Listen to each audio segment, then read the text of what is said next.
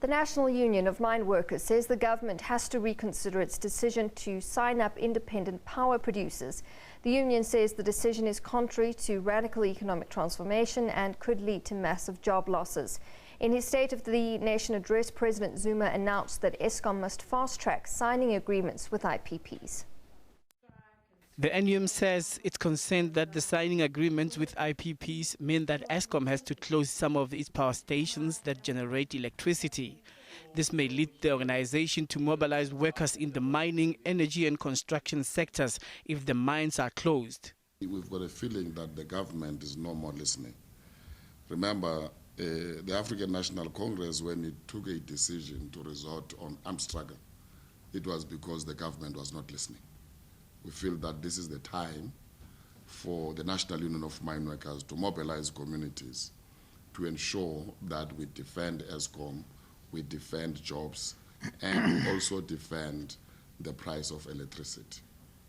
The NUM says the decision may lead to thousands of direct job losses and communities may be affected as well. The job losses will definitely be more than 3 times the anticipated figure of 10,000 and 40,000 respectively. If one considers the mines that supply coal to those 5 power stations and other service providers. We are not sure whether the president of the country did take a conscious decision to throw so many people into the pool of unemployed, or was the president misled on the impact of signing of these agreements with IPPs. Raised concerns around the identity of the independent power producers. According to the union, Eskom has to buy electricity from IPPs at a very high price and sell it at a low price. It believes that this is a very costly exercise.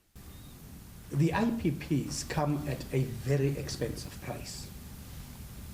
And I don't think that society appreciates the fact that by implication, if you take, for example, Eskom through the coal sector would maybe pay 10 rand per megawatt, but through the IPPs would pay roughly around 30 rand per megawatt, which has a direct impact on Eskom's ability to supply electricity to the nation at an affordable price, which then makes this entity a bankrupt entity because it must sell at a loss.